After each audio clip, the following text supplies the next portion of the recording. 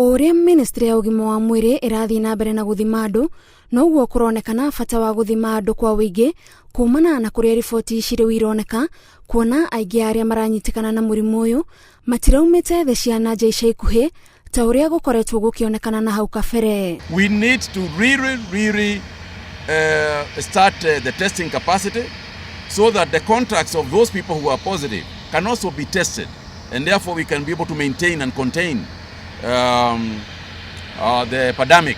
Gukinyeria riu andu 246 nio mari na murimu uyu guku bururi-ini, namba iria minister wa ugima wa mwiri Mutahi Kagwe arauga citiagiriirwo kuerwo na uhuthu. We have already tested about 450 samples. Out of these 450 samples, we have already got 12 positive cases, and we have not finished the day.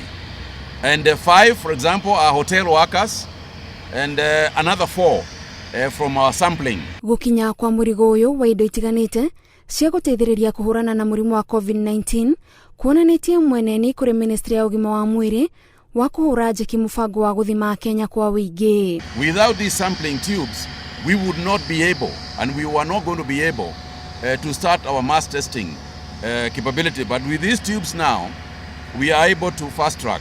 Minister wa ugitiri wa thiini Fred Matiang'i augite ministry ino ni irutire hari gutigirira maundu maria mothe mendekithio ni ministry ya ugima wa mwiri makunina murimu uyu ni marumirirwo nginyagia gaturumo ka muthia. We are doing everything we can to enforce the curfew, to enforce the guidelines that we have been given by the Ministry of Health, and we will step up what we need to do to ensure that we keep our people safe.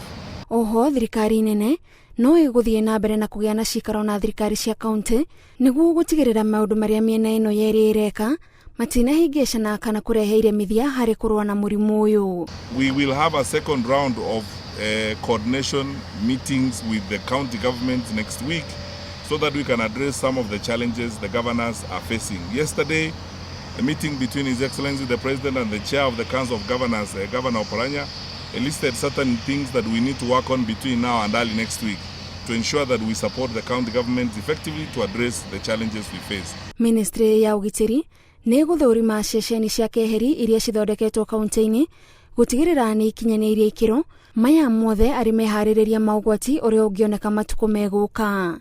Ngiribotera Inoro TV njitagwo Gathoni Wanjihia.